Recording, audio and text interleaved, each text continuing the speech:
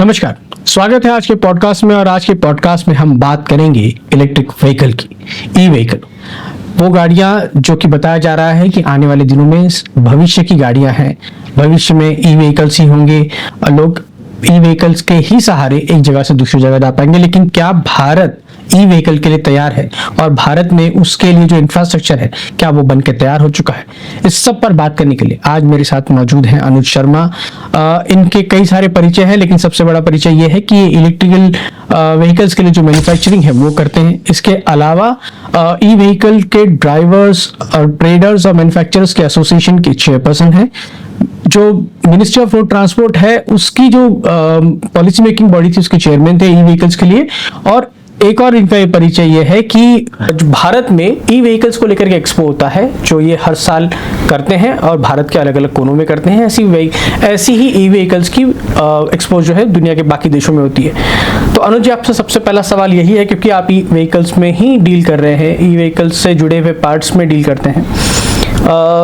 10 साल से ज़्यादा हो गया मोदी सरकार को आए हुए भी, और भारत में एक तरह से ई व्हीकल्स के चलन कुछ बढ़ते हुए देखा है। तो क्या भारत का में इसका भविष्य है, और आप कब तक देखते हैं कि लोगों की निर्भरता जो है पेट्रोल डीजल से हटकर ई व्हीकल पे आ जाएगी? देखिए भाई साहब, पिछले कई वर्षों से दुनिया जो सा ऑटोलेट फ्यूल की तरफ जा रही है, उसमें क्रूड ऑयल से हटके आप बायोफ्यूल पे जाएं, इलेक्ट्रिक व्हीकल पे जाएं, या अदर एनर्जी से कैसे एक आदमी एक जगह से दूसरी जगह जाए, इसके लिए ही काम कर रहा था।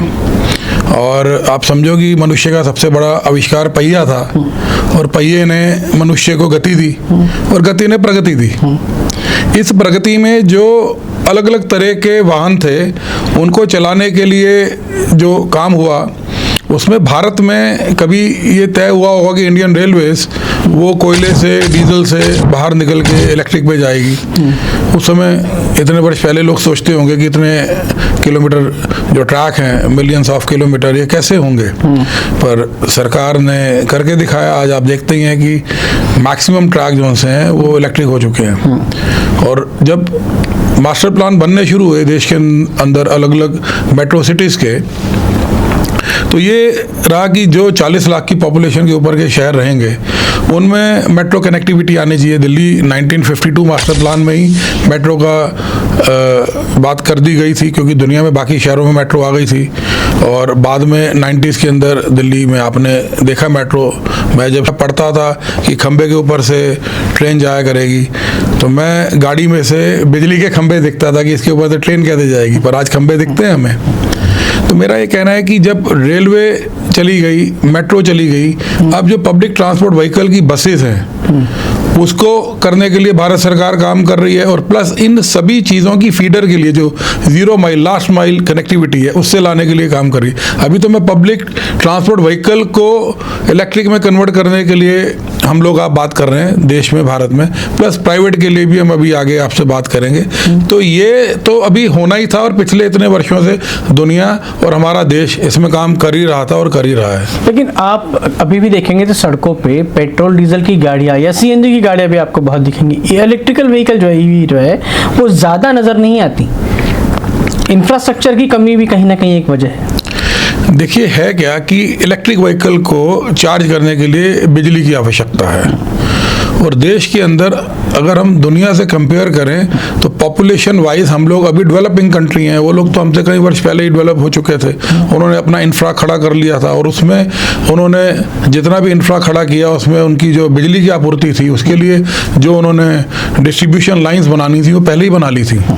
मान लीजिए कि आज हमें कहीं पे भी नई डिस्ट्रीब्यूशन लाइंस बनानी है, उसके लिए बजटिंग करके और उन सबको खड़ा करने में समय लगता है। तो व्हीकल्स रोड पे आने शुरू हो चुके हैं और इंफ्रा बनना शुरू हो गया है। ये ऑन डिमांड है, तो जहाँ ज़रूरत पड़ती है वहाँ बनना शुरू हो जाता है। और थोड़ा हम लोग दुनिया से पिछड़े हुए हैं तो हम थोड़ा स्लो चलते हैं, पर जब हम आगे आते हैं तो पूरी दुनिया को पीछे छोड़ देते हैं, क्योंकि हमारी पॉपुलेशन बहुत है। हम जिन मुल्कों से कंपेयर कर रहे हैं उनकी तो पॉपुलेशन हमारे छोटे छोटे शहरों से भी कम है उन मुल्कों की, और हम तो मतलब बिलियन पॉपुलेशन से ऊपर के लोग हैं। और 18% प्लस माइनस पॉपुलेशन दुनिया की हमारे साथ जुड़ के काम कर रही है। तो कहीं ना कहीं ये इंफ्रा खड़ा होने में स्लो जरूर है, परंतु इस पे काम बहुत स्पीड से चल रहा है और भारत सरकार का विजन बिल्कुल क्लियर है कि ये इंफ्रा जो सा इस तरह से खड़ा होके आए। इसमें केंद्र सरकार की एजेंसीज जो अर्बन डेवलपमेंट में काम कर रही हैं और जो रूरल में कर रही हैं और जो प्रदेशों की भी लोकल बॉडीज़ हैं इसमें काम कर रही हैं, और जो प्राइवेट सेक्टर है वो भी इसमें आ रहा है। लेकिन इंफ्रास्ट्रक्चर वैसा हो नहीं पाया, जैसे चार्जिंग स्टेशंस की बात करें या आप उसके लिए और भी जो चीज़ें ज़रूरत है, जैसे मैन्युफैक्चरिंग यूनिट्स जो है बैटरीज के लिए, क्या वो उतनी तेज़ी से बन पा रहे हैं कि आगे भारत में लोग अगर इलेक्ट्रिकल व्हीकल ले तो चार्जिंग की दिक्कत ना हो? देखिए, हम लोगों की ज़रूरत फेडरेशंस की और जो सरकार की बॉडीज़ की इसीलिए पड़ी कि हम सभी लोगों को एक मंच पे लाके बिठाएं और उन लोगों का क्लब बनाएं और उसमें रिजल्ट निकल के आए। मैं आपको कुछ पिछले 6-7 वर्ष पुरानी घटना बताता हूं। हमने एक प्रदेश में, यहाँ नाम नहीं लूँगा उस प्रदेश का, उसमें पावर सेक्रेटरी, म्यूनिसिपल कॉरपोरेशन के कमिश्नर्स, पुलिस कमिश्नर्स और इसके पासपोर्ट के सेक्रेटरी कमिश्नर को बैठ के क्लब बनाया कि हम इतने प्रतिशत वाहनों का इंफ्रा खड़ा करेंगे। अभी लैंड देने वाली जो एजेंसीज थी वो जो टेंडर करती थी पार्किंग का, उसमें वो 1 साल का टेंडर करती थी। अगर आपको बिजली का बड़ा कनेक्शन लेना है तो मिनिमम 5 साल 10 साल का उसको टेंडर होना चाहिए लैंड को लीज पे देने का। तो पॉलिसी नहीं थी। उस पॉलिसी को बनने में, क्योंकि सरकारें बदलती रहती हैं नीचे के क्षेत्र में, तो उसमें समय लगा। फिर डिस्ट्रीब्यूशन कंपनीज जो सी थी उनको वहाँ कनेक्शन देने के लिए खर्चा बहुत था, तो सरकारों का बजट नहीं था इतना कि वो एक लेवल आगे इतनी बड़ी लाइनें डालने के लिए पैसा दे सके। और फिर कहीं ना कहीं जो लोकल एक्ट रूल के ऊपर नीचे के रूल बनते हैं उसमें कहीं ना कहीं गैप था। तो हमने बड़ी कोशिश करके कई प्रदेशों में इसको क्लियर करके दिया। देश में जितने बड़े प्रदेशों में उसमें ईवी पॉलिसी आई और उस पॉलिसी की रिवर्स कैलकुलेशन में भी काम होना शुरू हो गया। और आप देखेंगे कि आपको भी आने वाले समय बड़ी तादाद में इंफ्रा खड़ा हुआ नजर आएगा और हाईवेज के ऊपर भी आपको इंफ्रा खड़ा हुआ नजर आएगा। अनुज जी, आप ही कह रहे हैं ना कि ये नजर आएगा, नजर नहीं आ रहा। यही बात हो रही है कि इलेक्ट्रिकल व्हीकल जो है मैं ले तो लूं और मैं कुछ दूर चल दूं और मेरी गाड़ी की बैटरी खत्म हो जाए तो मैं तो सड़क पे खड़ा हो जाऊंगा ना।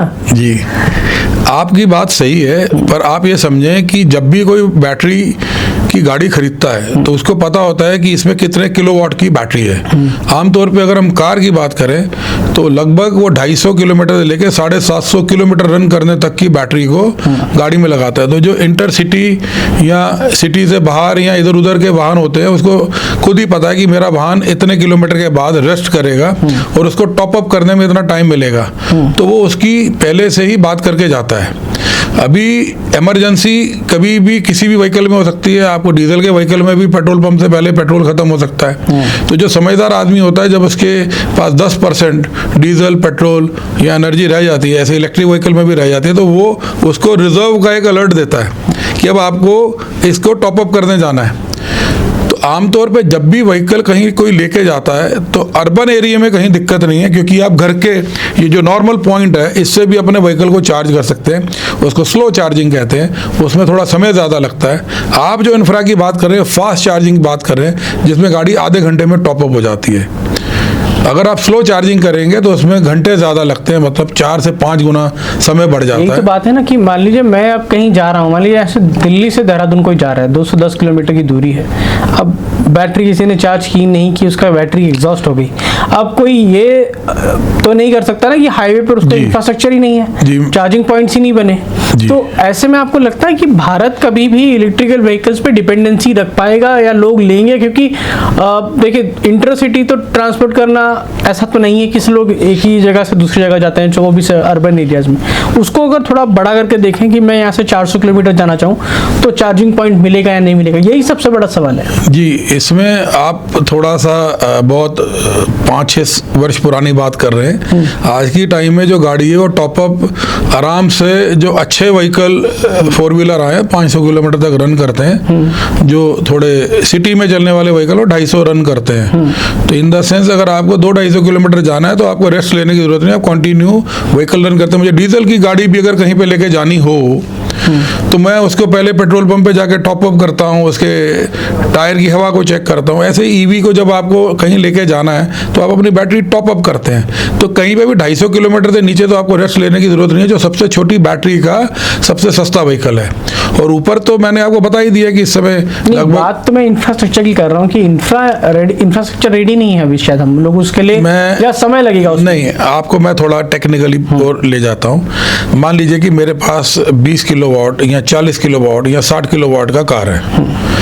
उसको टॉप अप करने के लिए जो मुझे करंट चाहिए, या 20 किलोवाट चाहिए या 40 चाहिए या 60 चाहिए, अगर मैं उसको स्मार्ट चार्जर से, जो आप बोल रहे हैं चार्जिंग इंफ्रा में लगा होता है बड़ा चार्जर जिसकी कीमत 10 लाख रुपए है, टॉप अप करता हूँ तो 30 से 40 मिनट में मेरी गाड़ी टॉप अप हो जाती है।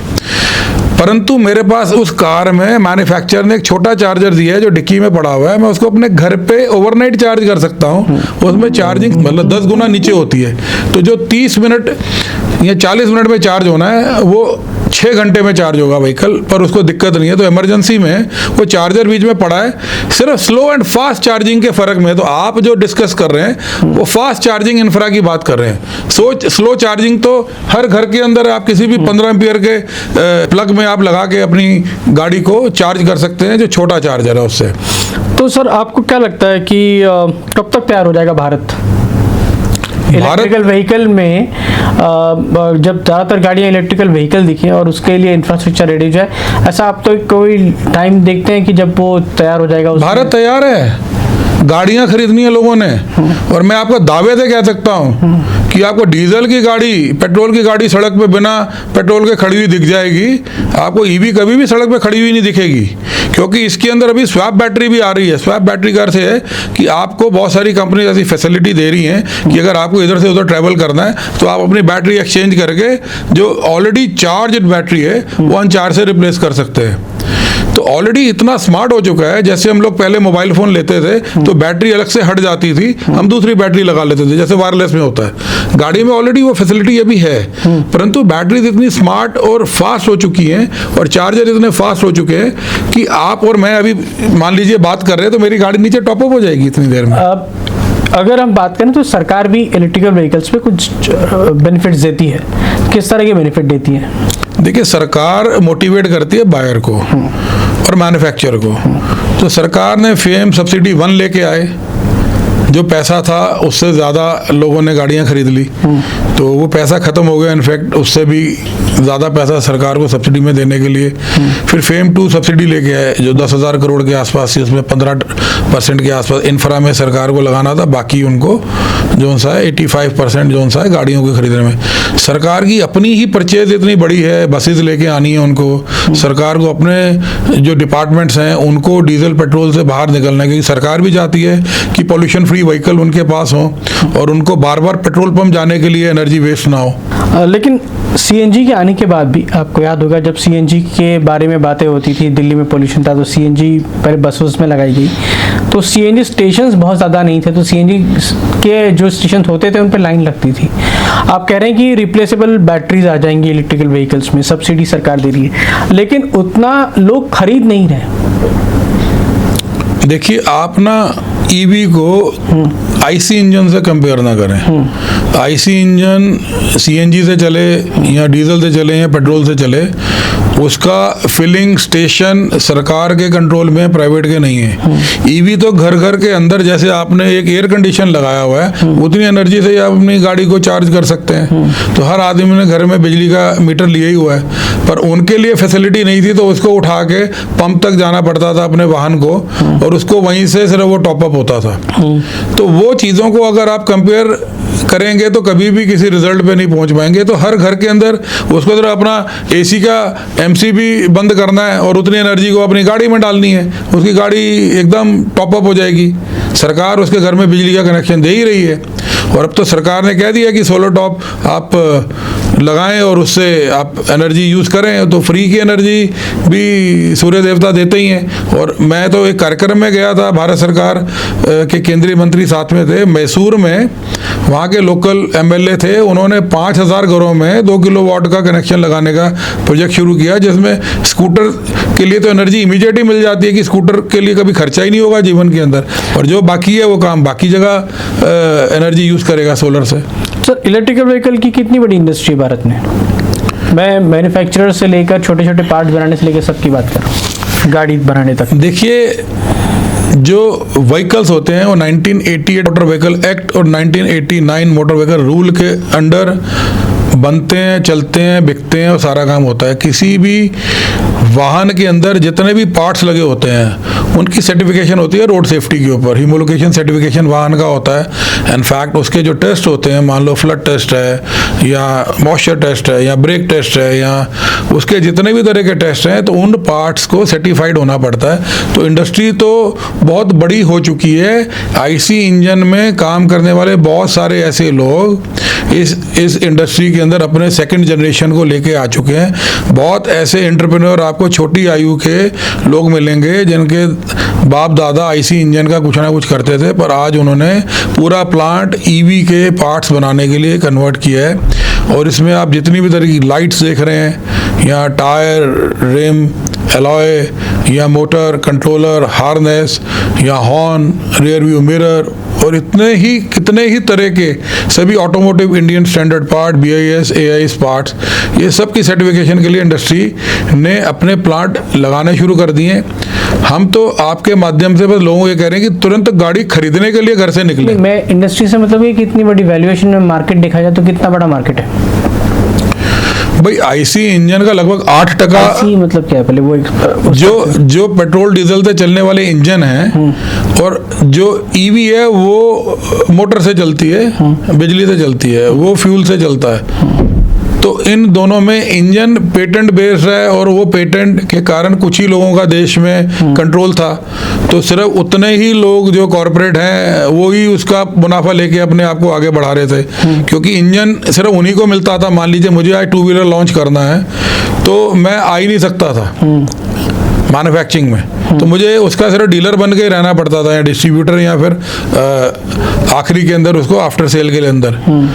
अभी ईवी में इसीलिए इतने सारे लोग आ गए, उन्होंने 8% धंधा तो अभी तक उनका कन्वर्ट कर चुके हैं इसमें, और धीरे धीरे और कर रहे हैं, क्योंकि कहीं ना कहीं भारत सरकार ये चाहती है कि जो क्रूड ऑयल है वो उससे लोग हटें, ताकि जो इकॉनमी है वो आगे आए। और आपको दिखेगा कि भारत की इकॉनमी में ईवी का बहुत बड़ा हाथ होगा, और जो क्रूड ऑयल के ऊपर हम डिपेंड कर रहे हैं, दुनिया की इतनी बड़ी पॉपुलेशन, वो धीरे धीरे अदर एनर्जी में जाएगी, और हमारा जो प्रतिशत है डॉलर का और सबका, वो धीरे धीरे हम लोग समृद्ध होते जाएंगे। आपको लगता है कि सरकार इसकी दिशा में कुछ सीरियस कदम उठा रही है?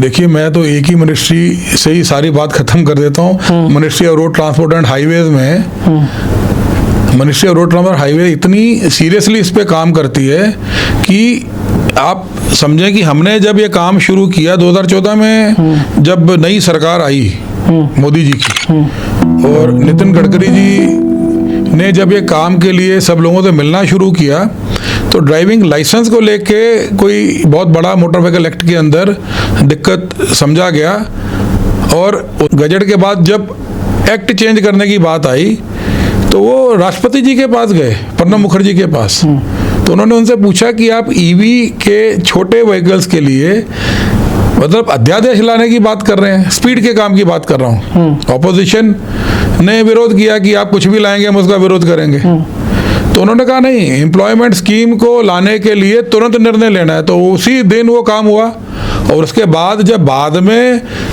कुछ महीनों के बाद जब दोबारा पार्लियामेंट लगी और फिर राज्यसभा से भी पास हुआ, और हर काम में प्रधानमंत्री जी ने रात को अगर फाइल गई होगी तो सुबह 9:30 बजे टीवी पे चलता हुआ आ रहा था कि इसके लिए पास किया, इसके लिए पास किया।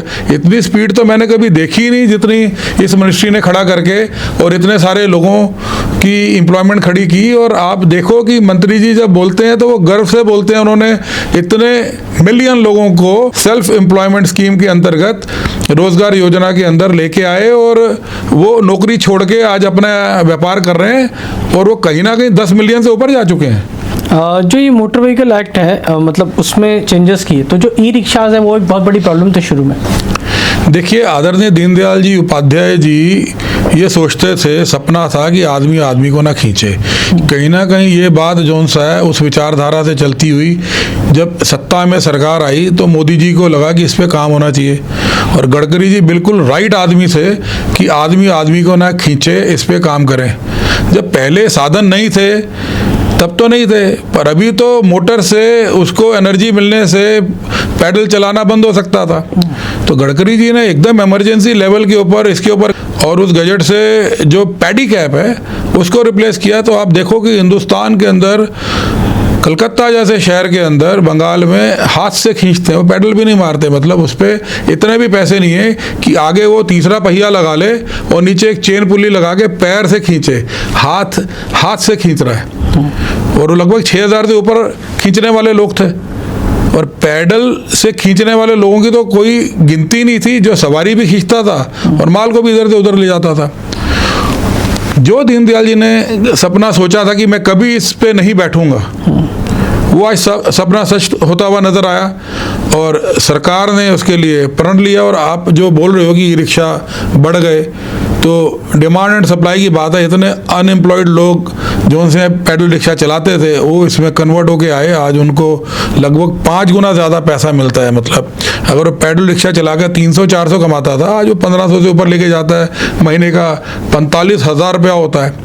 और कहीं ना कहीं जब मुद्रा बैंक योजना लॉन्च हुई और प्रधानमंत्री जी ने उसके लिए सभी लोगों को बुलाया, तो ई रिक्शा की एसोसिएशंस को भी बुलाया देश की। हम अपनी फेडरेशन के अंतर्गत लेके गए, तो जो 5.5 करोड़ लोग आखिरी परिवार थे जो नौकरी करते थे उस समय 8-10 हज़ार 6,000 की, उनको इकॉनमी में एक लेवल ऊपर लेके आना था। कहीं ना कहीं वो रोज़ के 400-500 से बढ़ के 1500 और 2000 की पर डे की इनकम पे जाएं, तो उसमें ई रिक्शा को सबसे आगे रखा गया।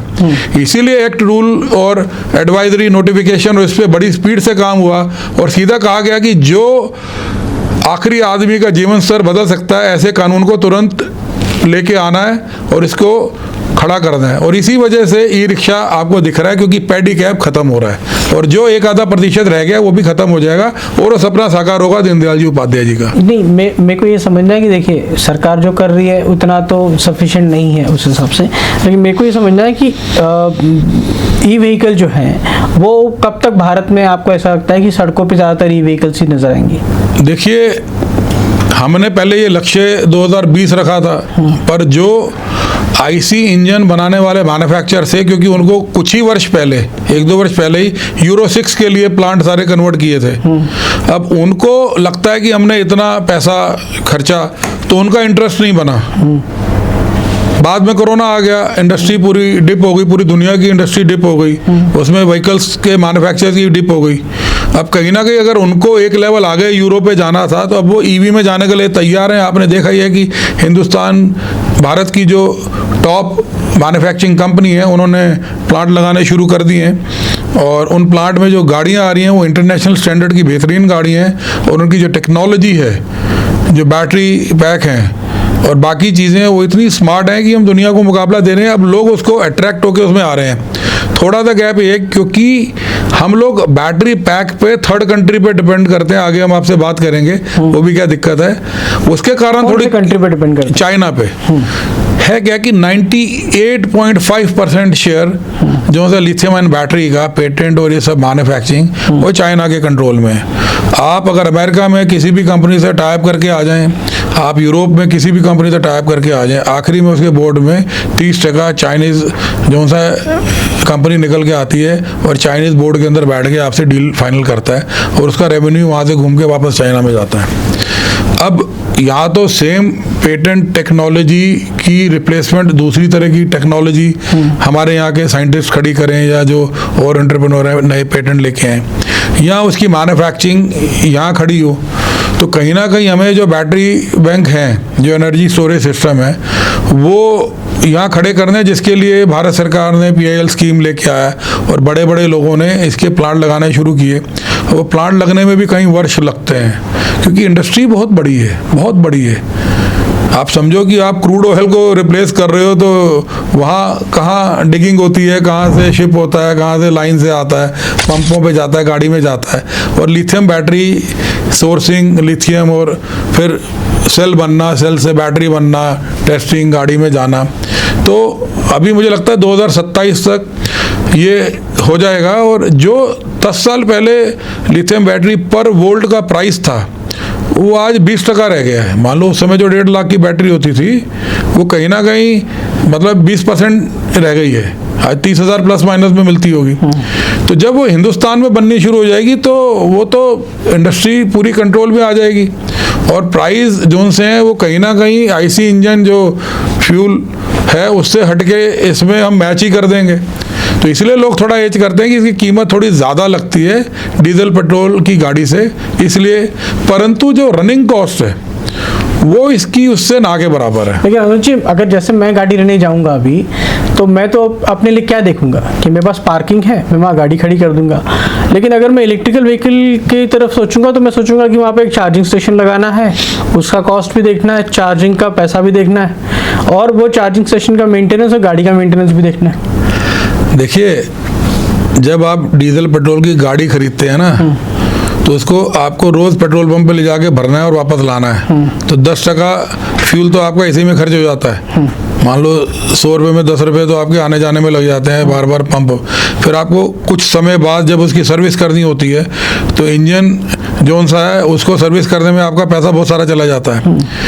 ईवी के अंदर तो कोई खर्चा ही नहीं है। जो इसमें एसी और डीसी मोटर लगी हैं, और डीसी भी BLDC मोटर लगी हैं, वो ख़राब ही नहीं होती हैं। आपके घर में जो डेक लगा होगा उसमें जो कैसेट चलती है, तो वो छोटी सी जो BLDC मोटर है वही छोटे व्हीकल्स में लगी है, 2 व्हीलर 3 व्हीलर।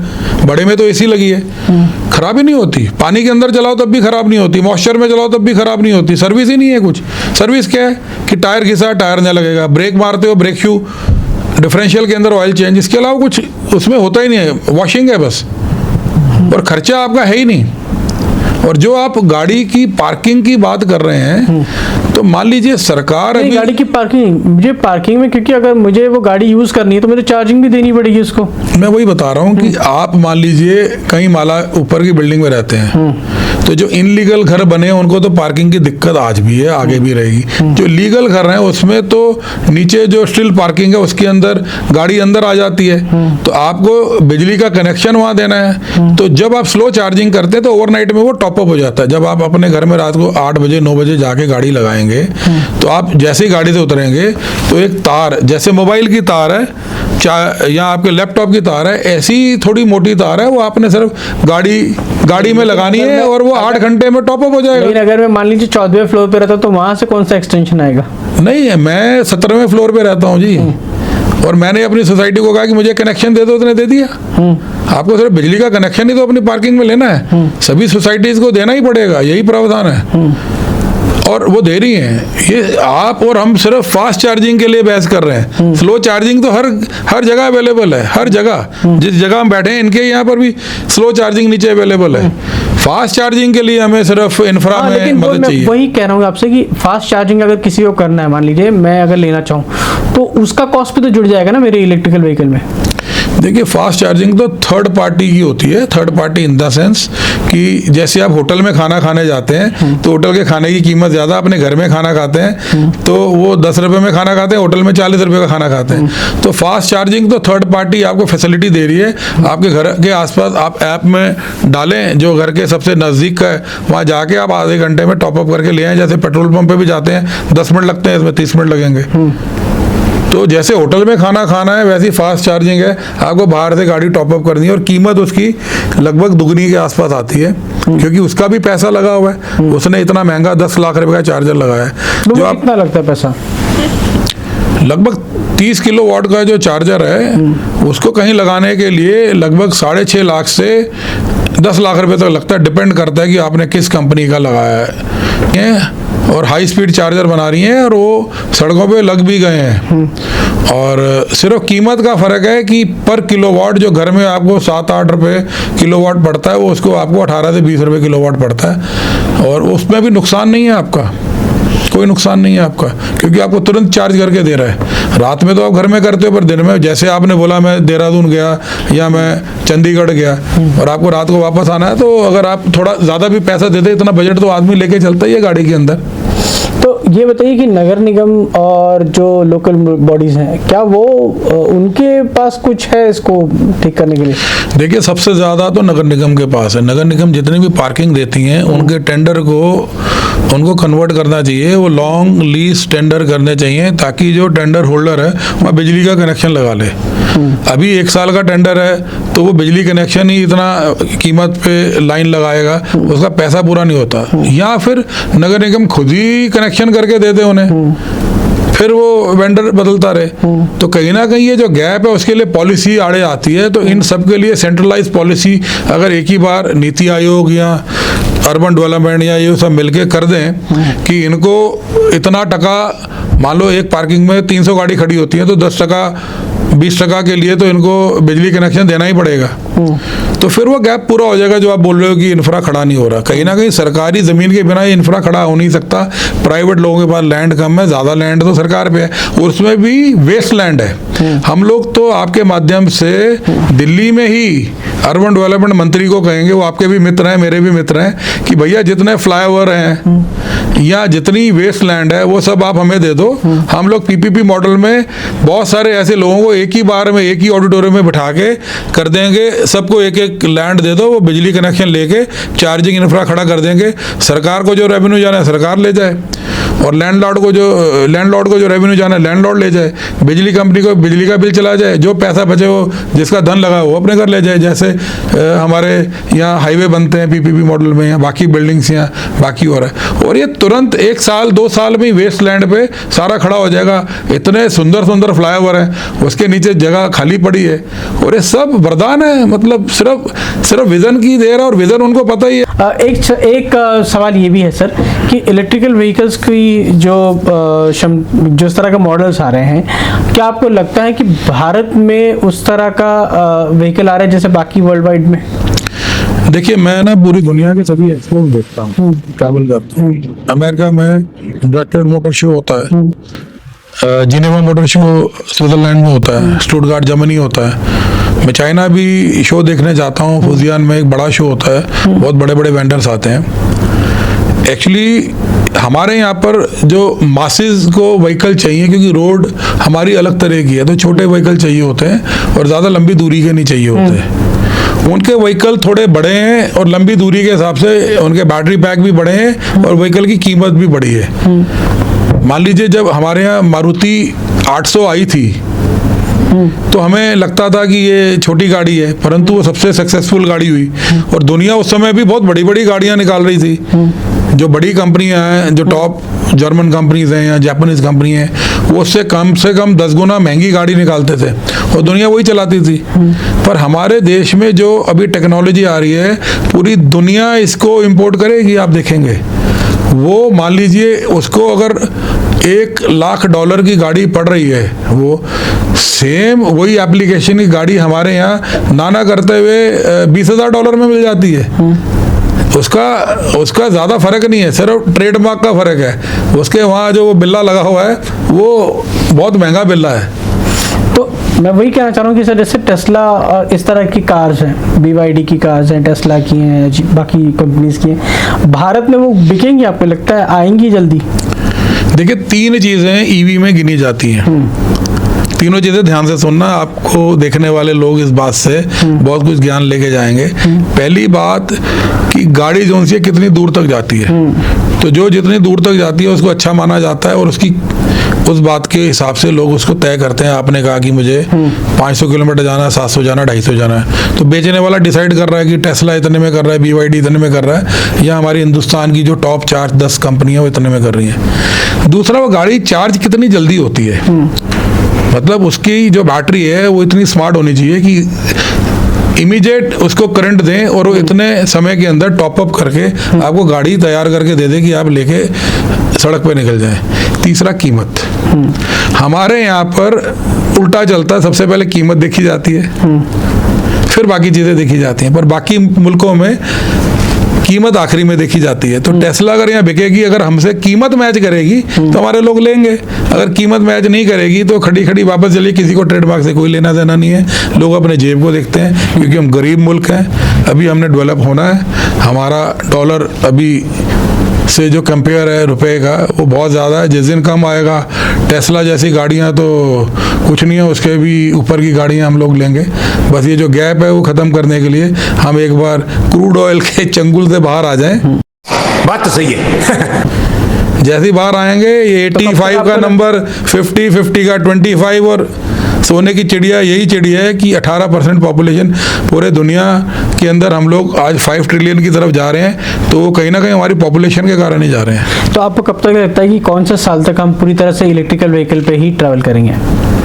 देखिए, मुझे लगता है कि 2027 में एक बहुत बड़ी क्रांति होगी, और जो इंडस्ट्री के अंदर ईवी मैन्युफैक्चर को जो स्टोरेज सिस्टम बैटरीज हैं वो कम कीमत में मिलनी शुरू हो जाएंगी, और इंफ्रा तब तक पॉलिसीज़ के अंदर नीचे वाली बॉडीज़ के अंदर खड़ा हो जाएगा। तो ये लगभग उसके बाद 4 से 5 साल में खड़ा हो जाएगा। 2032 से 35 के बीच में हम लगभग 50% क्रॉस कर जाएंगे कंपेयर करके, और इसमें सबसे ज़्यादा जो स्मॉल व्हीकल्स हैं इनको कन्वर्ट करेंगे 2 और 3 व्हीलर को। अभी एवरेज 2.25 लाख 2.5 लाख स्कूटर जो सा ईवी का बिकता है, और ये तुरंत किसी भी समय दिवाली से पहले तक 1 मिलियन पार हो जाएगा। और ये भी बहुत छोटा नंबर बता रहा हूँ, फर्स्ट फेज में लगभग मतलब 5 मिलियन पार होना चाहिए। तो 5 मिलियन आने में कितने दिन लगेंगे वो देखने की बात है।